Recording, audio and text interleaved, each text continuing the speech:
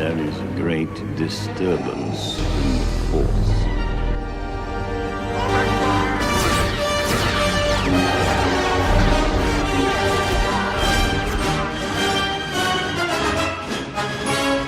Don't know the power of the dark side.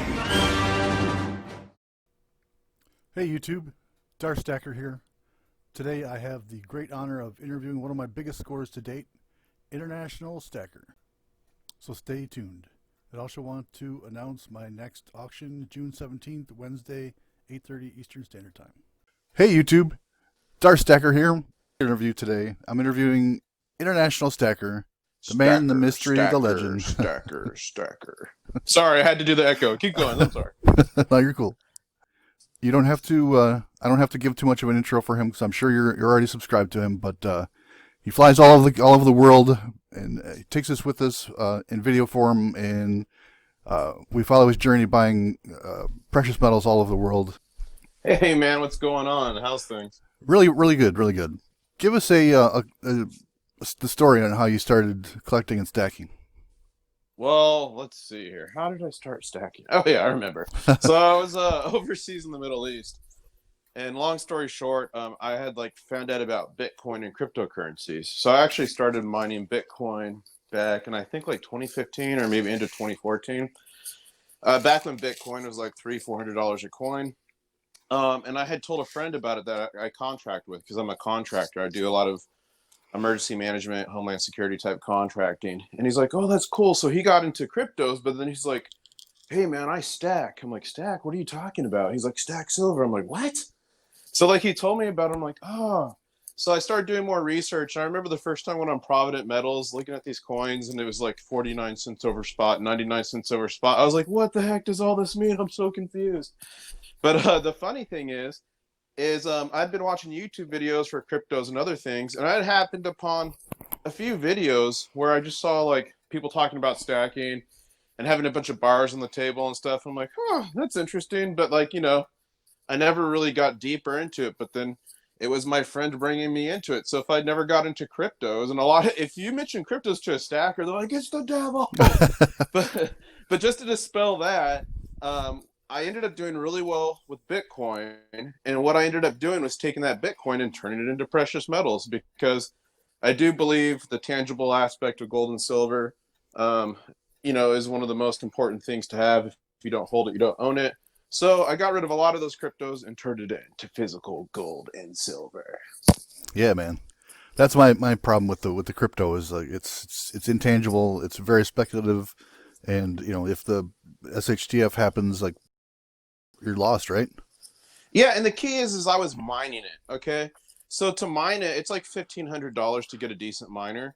So at any point in time, I was only exposed between $1,500 to $3,000 because I had gotten a couple miners, which is very different than if you're buying $10,000 worth of Bitcoin, then tomorrow it loses 50%. True. So I felt really safe with that approach, and it ended up working out really well. That's good. Do you consider yourself a prepper, a collector, stacker, flipper, or a combination of the four?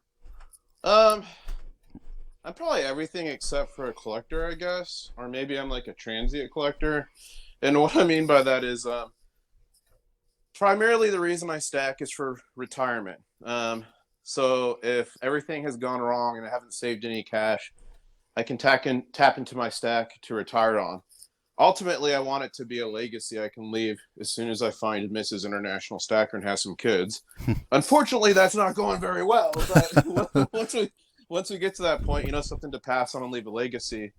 However, taking that approach automatically protects me for any SHTF scenario. And boy, have things changed. And for all of you listening, we did this interview once already 2 weeks ago. and then something happened with the recording, so we're having to redo it. But just in the last 2 weeks, what I do for a living is preparedness, helping countries and governments and entities prepare for disasters. And we went from a worldwide thing that I don't want to say because I don't want to get your YouTube channel banned. Thank you. To a whole nother thing. So, these are crazy scenarios that are playing out, and it shows the importance of preparedness. And whether you think it's going to become a post-apocalyptic wasteland or just an impact from a hurricane, it shows how important it is to be prepared. And for me, stacking gold and silver is definitely a level of preparedness as well as emergency food, water, things like this. I'm definitely a flipper. I buy a lot of silver with in mind that I'll sell it later to buy more silver. So if you go to any of my full stack videos, probably 10 to 15% of the comments is like, this is too high premium. You spent way too much. You should have bought all generic. But what people don't know is that I buy a lot of these pieces to hold and then flip. And I've executed many, many high level flips. And I recently am about to do another one that's enabled me to have way more gold and silver than I would have in the first place. And even with all my high premiums, poured silver and these different things, my dollar cost average is still in the 18s. And when you're talking over 6,000 ounces, that's pretty good with the high premium I have. And the poured silver, people don't understand. I don't want to pay $25-$30 an ounce for that. I've flipped items I gotten for $25 for 75 to 100. Nice. It just, you got to be smart when you're buying these coins and looking at them. One of my top big mistakes was not always buying the deals, and not always buying the deals doesn't necessarily mean the deal's closest to spot.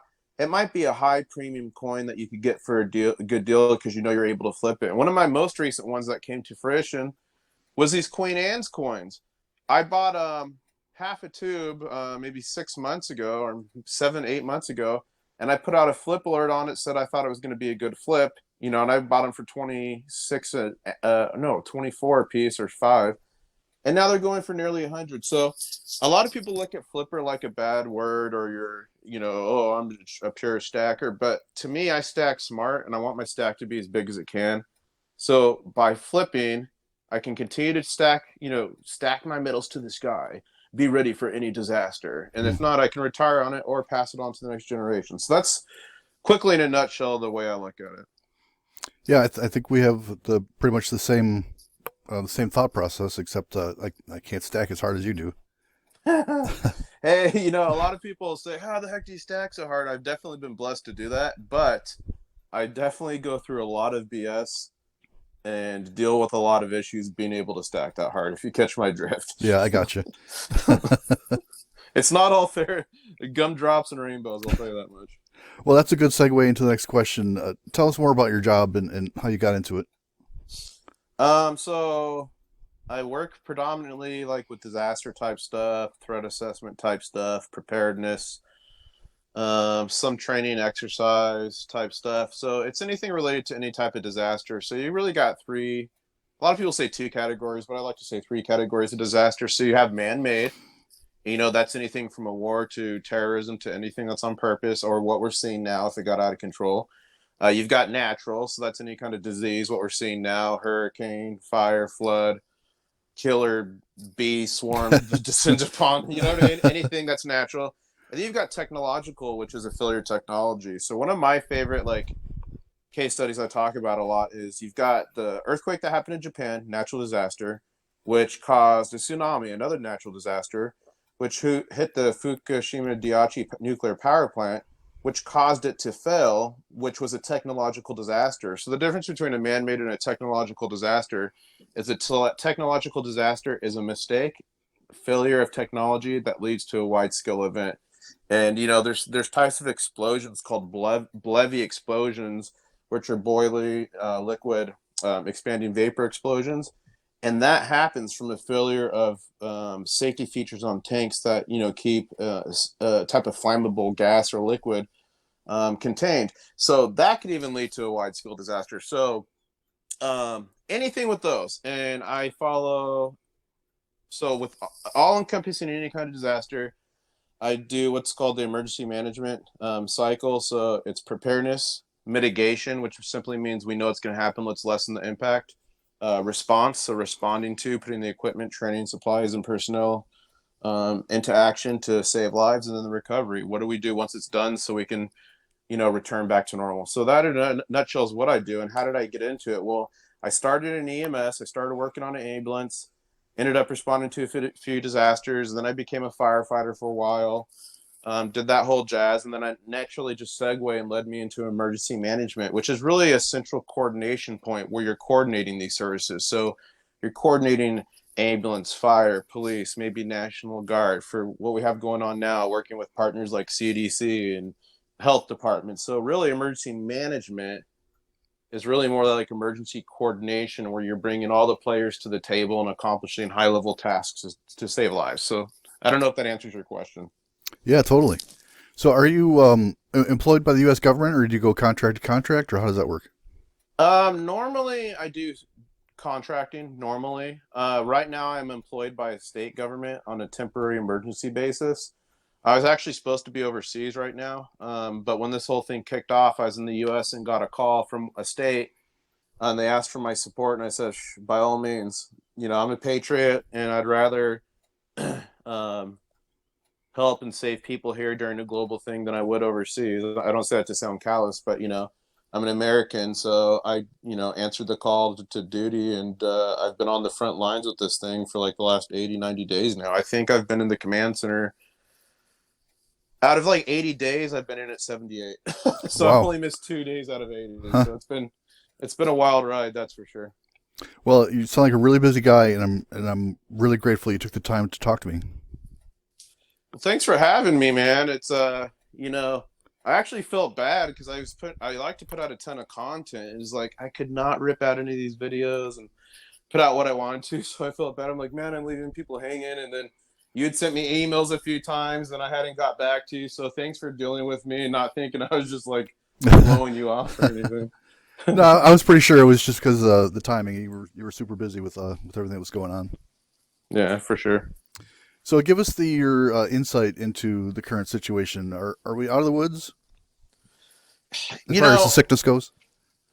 here's what I can say. Early decisions were based on modeling, and modeling is only as good as the data that's in it. What we're seeing now, the CFR, the case fatality rate, is much lower than what the modeling showed. And the consequences have been much lower. So I think the curve has successfully been flattened. I think society needs to open back up. And I do not subscribe to the quote unquote new normal, because for me, that's just code talk to control people. But I think as long as people are respectable, like for me, instance, I'm not going to be walking around outside wearing a mask. If I go into a store, I'm not going to put on my mask. Now, if the store asks me to put it on, 100% I'll put it on because they're a private business. They're allowed to do that. But I'm not gonna, I'm not gonna, I'm not gonna subscribe. Oh, it's for the greater good, because that's when you start teetering on socialism and these type of aspects. But that doesn't mean we can't be responsible and wash our hands. And by all means, if you feel sick, don't go to work, don't go out, or wear a mask if you have to. Um, we really need to protect the elderly population because they're the ones that are impacted by this disease. But for me, we're on a downward trajectory. But keeping society, here's what people don't realize. The implications of keeping society closed for long periods of time, you could have more people die from suicide, depression, alcohol, drug dependency, families destroyed, people lose all their life savings. So the impacts from keeping society closed, in my professional opinion, can be much larger than the situation if not done properly. So we reacted to the modeling. Everyone did a stellar job in reacting. Well, for the most part, took steps to save lives. Now the modeling is telling us different things because we actually have more data to put into it. So now I see it as a more something that we can just react to in the future and control it. All our strategic national stockpiles have been rebuilt. We have 1 trillion ventilators. We have extra surge capacity around the entire United States. So we're much better off than we were. So I think it's time to open up, be responsible, but I don't subscribe to the whole new normal tenet. So that means we can tell you what to do and control every aspect of your life. Do you get what I'm saying? Oh, totally follow you. We're definitely on the same page. Yeah. Tell us about your experiences buying precious metals and currency in other countries around the world, and what's the attitude towards stacking in it from like a non-U.S. standpoint. From my perspective, the rest of the world really values gold and silver, especially gold, like in the Middle East and Africa. I mean, you pull out gold, people know what it is, and you can buy things with it. Just putting it away. It wasn't that long ago. We're in Saudi Arabia. They were using the silver coin. They call it the Real Francia, but it's the taler. I don't know if you've seen the talers in my videos. But they were using those in markets there, up to like 20 or 30 years ago, I believe. So Hmm. very open to stacking. Silver is way more expensive for some reason in the Middle East than the rest of the world. But gold there you can get for a lot closer to spot price. So that's a little difference. And our folks in the UK, gold, they can buy no problem. Silver has a 20% VAT tax. So, you know, we get all pissed off when it's like, it's $3 over spot. I want it for 150. Meanwhile, they have to pay the $3 over spot plus 20%. So, I mean, we have it way better than a lot of places in the world. But I have had a fantastic time. I've bought silver and gold. I don't even know how many countries, but I bought it in Dubai, Saudi Arabia, Ivory Coast, England, Ireland, United States, obviously. Did I buy any in France? See, unfortunately, I've been to 26 countries, and I had been to like 18 or 19 of them before I started really stacking gold and silver. So I missed so much cool content. Dang it! But I'm gonna get it back. But no, it's been a blast, and I'd say probably the sketchiest was buying it in Africa. I don't know if you saw that market video. It Oh was yeah. absolutely. Oh man, I hardly spoke at all during that video. That was the most high stress situation as far as buying metals. I was actually in that market for part of my work, so I had a plainclothes security with me, a couple of them, but it was still sketchy. You're talking about a local market where only the locals go, tens of thousands of people, and here comes the only white guy tromping through international stacker, trying to find himself some silver coins. So it was definitely a high stress situation. I was condition red the whole time. Middle East is a blast, and I actually blend in more in the Middle East. People think I'm Syrian a lot, and I speak Arabic. So I do really well in the Middle East as far as talking people down. The African shop, I didn't even talk. I let my security do all the talking. I just stood there.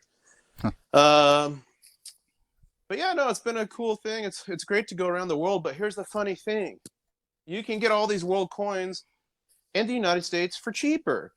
I've been to I'd say probably 7 out of 10 LCSs I go to. I ask if they have international silver, and they'll sell me those bad boys for spot. And they don't even realize what they have or want to deal with it. I don't know. Because you can go on eBay and these things all carry a premium. So, like, I paid a premium when I was in London and met up with Backyard Bullion. Check him out. Super cool YouTuber from the UK, pours his own silver. Great guy. And gold. But when I was there, I bought some circulated old British silver, and it had the VAT and everything on it. And then I got back and I went to DC. I asked him. He had a ton of British silver. I bought it for spot price. So, you know, we're really lucky or blessed, whichever way you want to look at it here in the United States. I think we honestly have the best opportunity for buying here in this country. And unlike many countries, we also have the opportunity to protect it, which is another unique thing of the United States. Very true. What made you start your channel? So when my friend got me into the world of stacking, I was like, oh, what's going on? So I was YouTubing. I ran over a bunch of the older YouTubers, Hi Ho Silver, who makes Bunker Bullion, really cool guy, Pit Bullion, and Metals Mafia. Ran across them. I ran across Silver Slacker, and I ended up just watching a ton of Silver Slacker videos. So I'm watching his videos. I'm like, huh, you know, this looks pretty cool. So then I got into stacking. I'm like, you know, I have all my own silver, my silver now. I might as well just unbox it and make videos. And I actually had a couple goals with my videos. Goal number one, I thought, well, it's going to be a nice record of what I have. That way, if I ever end up, you know, having any kind of insurance on it, I have a record of what I have, you know. True. Two, I thought, well, it's a nice security thing, because if I ever open a box and it's missing silver, I can prove it. Three, I'm in highly dangerous areas of the world a lot of times. So I'm like, well, if anything happens to me and my family ends up with my stack, at least they can come to the videos and see what the heck everything is.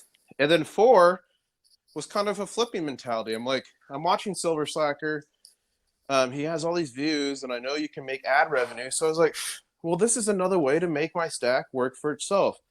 Not only can I flip, but I can make a channel and share my journeys, you know, which is fun for me, and at the same time generate revenue off ads so I can get even more gold and silver. And, you know, that was my initial thought, but it really evolved since then. I love sharing my journeys with people because I do a lot of crazy things, and until I started making YouTube videos, no one knew about them.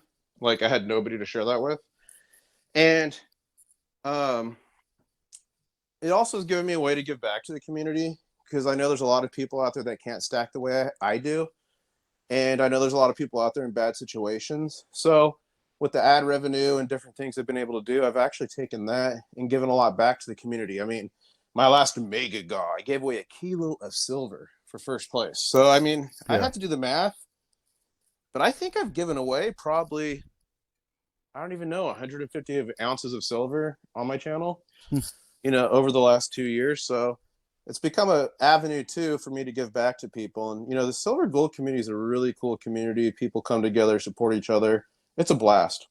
Absolutely. I think I've said this in every video I've done, every interview at least. This community, this silver stacking community on YouTube, is the most supportive and generous community I've ever been involved in. Yeah, it's definitely super cool people, and like every 4 years we have drama. So there's been a few dramas in the past, but with me, and I'd encourage everyone, is just keep making your videos, having fun, keep stacking. Don't care what people say. I used to like respond to every negative comment. I still respond, but I go, okay, well, thank you for your opinion, and I just move on. So don't let people ruffle your feathers. There's much worse things, as we've seen over the last couple of months in the world, than a negative comment on YouTube. So stay strong. Yeah, stay strong. So that kind of answers the next question. What inspired you to do your mega gaw? It's I started seeing people do GAWs, and I didn't even know. I'm like, what the heck is a GAW? So a GAW stands for giveaway, GAW. So I saw people doing it, giving away, and I saw them doing it for different like thresholds of subscribers and stuff. And I'm like, although I do want subscribers, and by the way, stackers are spoiled these days. Back when I started YouTube, I think I had put out 100 videos before I got my first 100 subs. Think about that. If you Wow. go look at a lot of my old videos, they'll have like 20 or 30 views, and I'm unboxing like 40 ounces of silver. It's ridiculous. But so I saw people doing this, and I never kind of wanted to make my channel like a pay for sub thing. And I'm not saying pay for sub or to be negative, but like I don't want people to subscribe just to get to like 1,000 subscribers to get some silver, then not be engaged. I want people to be on my channel because they enjoy the journey. They like my personality because, let's face it, I have a crazy personality. For sure. And, they want to go on these adventures with me. So the Mega Gaw was my way just to do a random, massive giveaway to reward the viewers. And, half the questions I do on Mega Gaw is geared towards long-term viewers with the questions. And half of them anyone can guess. Like, what's 5 + 9? You know what I mean? So just my way to give back and engage people. And saying thank you, because having a successful YouTube channel, has definitely provided me cool opportunities with getting access to places and seeing different things that I wouldn't normally have. So it's my way to say thank you, because without everyone coming on the journey with me, it wouldn't be as fun. Absolutely, the interaction is the key motivator for me anyway. Yeah, it makes it fun, man. It makes it a blast. So, what's your favorite thing to stack and collect? I don't know. I like Morgans a lot. I love Mercury dimes. So I'd say, I guess, 90% I really like. Funny thing is, my first full stack video, I had 90% silver, and I always ask people's opinion. People are get 90%. So since then, I think I've added like $2,000 face, so 90% to my stack. So I really like 90%. I really enjoy poured silver, like pirate, Egyptian type stuff. I really like old coins. So like I have a couple Roman silver denarius coins, and I have like old silver piece of 8 from Spain. So I enjoy those older coins if I can find good deals on them. Unfortunately, you can't always find a lot of good deals. But again, everything I buy, I'm willing to sell if I need to. And I recently made a video. I recently sold 500 ounces of silver eagles, a monster box full of silver eagles, because my contract got messed up in Saudi.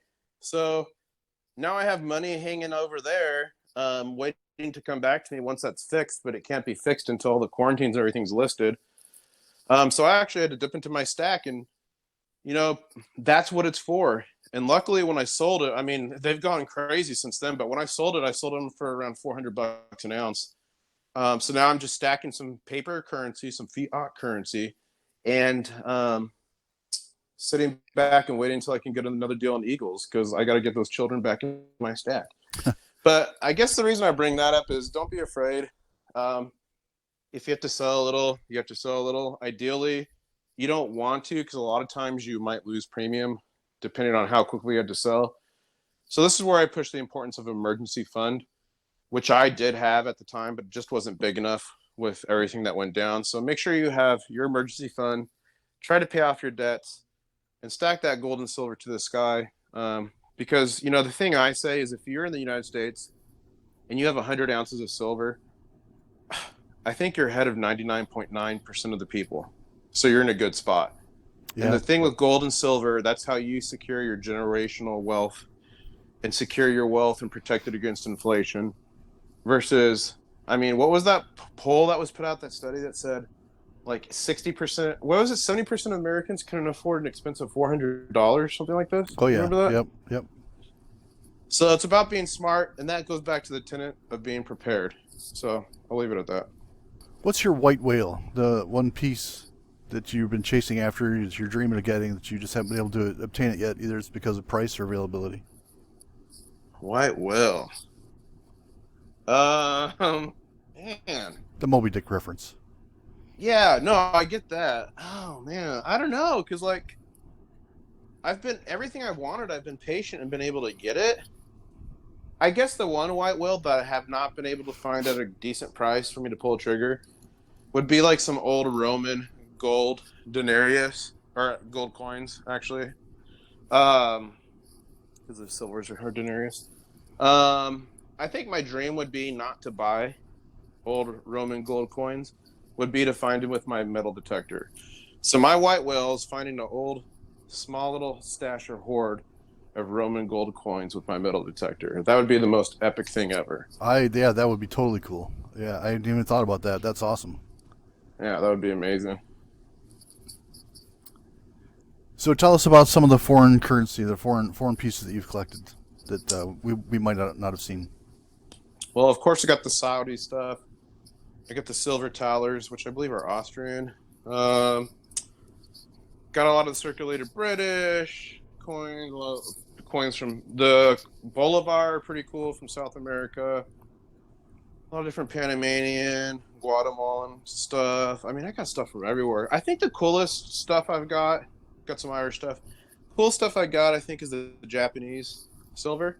And I'm not talking about the coin. I'm talking about the little bars. I forget what they're called. They're called like Boo Jins or She Boos or something like this. Someone's out there like wants to smack me in the face for that pronunciation. But I've got it, you know, a lot of those really cool older silver bars from Japan, you know, 1800s back.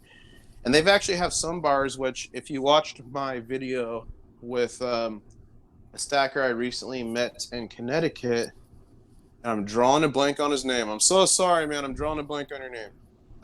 But we went out to a coin show in Connecticut, and I found it. It was the Electrum, which is a mix of silver and gold, which is pretty cool. Yeah. And his name was Bella's dad, a.k.a. Phil. That was what his name was. So make sure to check him out.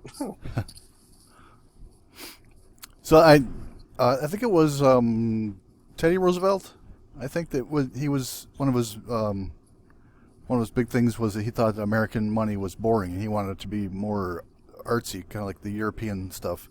Is there any foreign currency that you consider like high art? I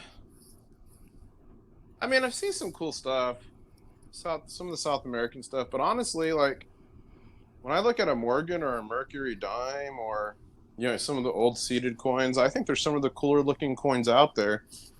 I think sometimes if there's too much going on, it's too artsy, it makes it look cheap. You know what I mean? Yeah. So tell us about your experience meeting other YouTubers. Oh man, it's been a blast. Have not had a negative response or experience yet. In my last video I just put out, if anyone wants to check it out, I was interviewing just another average stacker. Second time I met him in person. The first time was in Washington, D.C. I met Blue Collar Gold Pockets, SHTNF, Yankee Stacking, Backyard Bullion when I was overseas, Silver Limey when I was overseas. You know Silver Limey? You see his channel? Oh yeah. So I met him. He's a cool guy from Ireland for anyone who doesn't know him. Slow Stacker's a pretty cool guy. Who else have I met? I met Talking Bullion and Mrs. Talking Bullion. Yeah, they live like 20, 30 minutes away from me. Yeah, I met him at a coin show there in that area. Who else have I met? Oh, I met MK Bars. That was pretty cool. He's a super cool guy. He makes really cool poured silver. I know I'm forgetting people. I've been fortunate enough to meet a lot of people, so if I forgot your name, I'm sorry. Oh, AG Chopsticks. And I met him in Saudi Arabia. Super cool guy. That's one of the most generous guys in the community. Yeah, AG's a great guy, man. I like him a lot. He's a really cool guy. He's on the short list to be interviewed too. Oh, I recommend it.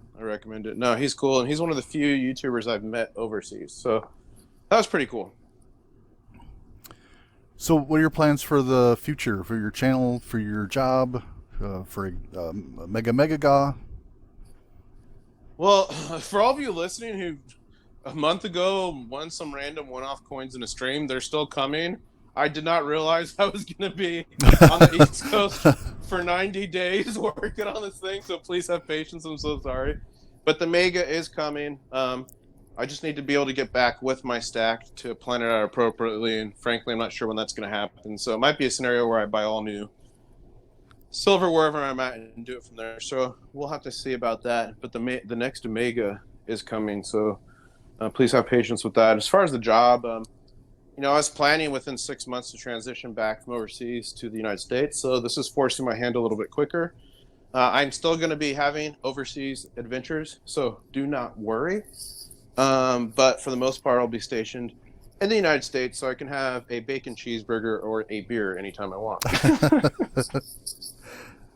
When you were in Germany and you were showing your the beer and sausage and stuff, that was I was jealous about that. Yeah, that was a great time, and that was in the airport. So the first thing I do when I go through the airport in Frankfurt is go get a nice bratwurst or type of sausage and a couple beers and relax. That's and I've been to inside the country of Germany before. It's a great place. Yeah, they got some cool looking silver too. Yeah, and that last video you saw that I was actually trying to go into the city for an hour and then come back, but it was going to be too down to the wire. I'm like, oh, I can't risk it because I really needed to get back for a contract. So I'm like, okay, I can't risk it. But unfortunately, when I went to Germany last, I was not a stacker. I know it's heresy. I know. So I hope to visit in the future so I could, really check out their coins. So one more thing I wanted to say is, I really appreciated the live streams you did when this whole sickness started, and you were giving your perspective and really trying to give people the real 411 and not listen to the media hype. Yeah, I tried to give a balanced view on these different things. I do a lot of streams on different things going along in the world. I gave my stream when the whole Iran thing happened, and our hypothesis we developed in that stream actually came to fruition. And a lot of the things with this, I think, I was fairly accurate on, so I'm happy about that. I don't think anyone knew it was going to get to the level it is now, but all of those streams were based on data. And I think a lot of the summations we made earlier, and they're based on the data, hold true to this day as far as the case fatality rate being lower than we thought. And I still doubt the whole asymptomatic transmission aspect to the extent of what people think it is. But, I enjoy giving my perspective. Unfortunately, a lot of those videos I do on those hot button items get immediately demonetized by YouTube, which I have to end up deleting them. Because if you have demonetized videos on your channel, it actually flags you with the YouTube algorithm. So what I do is when one of those streams goes, I'll usually leave it for 24 hours, and then I'm forced to delete it, unfortunately. So sorry for anyone who can't go back and watch that stuff, but make sure to subscribe and hit that bell, because I frequently will dissect certain situations. I would have dissected what's going on now with all the marches, but I was actually working working in response to a couple of those. So unfortunately, I couldn't.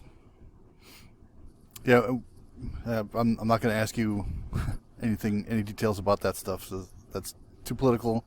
I don't want to, no matter how you feel, I still want you to watch my channel. So I'm not going to ask anything about that. Look, Americans have a right to protest. That's what America's built on. I just, wish it could be done respectfully, where people don't have to lose their lives.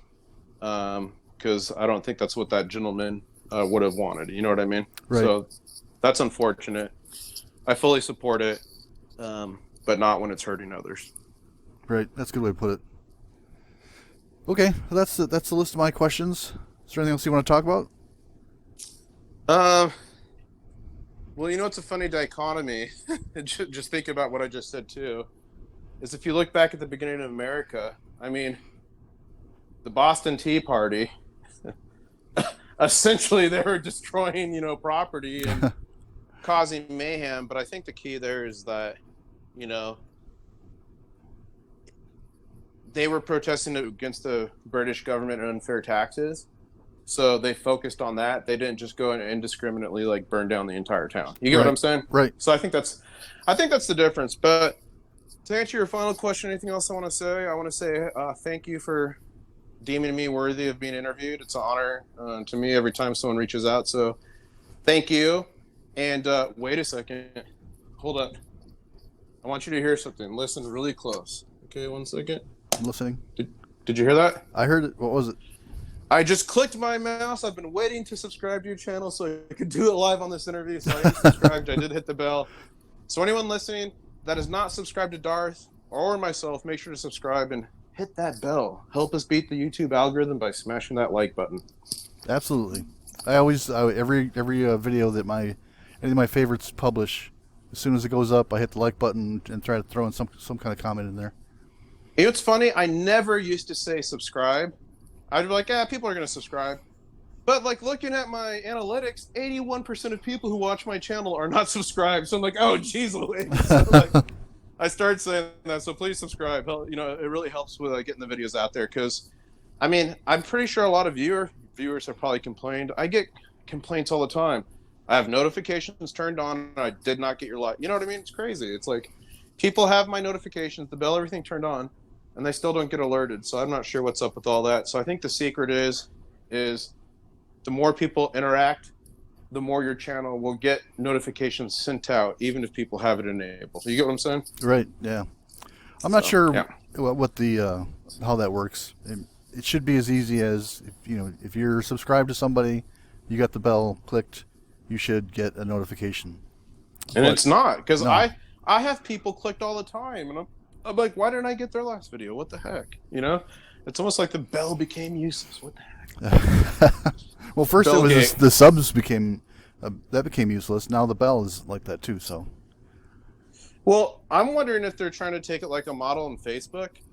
So a lot of these Facebooks have maybe 100,000 or 10,000 or a million people like it, but their post is only put out to 4% of those people. But hey, you can pay money to boost it, and then we'll let more people that have already liked your. You know what I mean? Oh yeah. It might end up being a money grab thing. Who knows? We might see in the future YouTube be like, hey, you can boost this video to go out to more of your subscribers for $5.99. You never know. So we'll see what happens. I hope it doesn't go that route, but you never know. Yeah, that sounds likely. Yeah. All right. Well, I really appreciate you taking your time.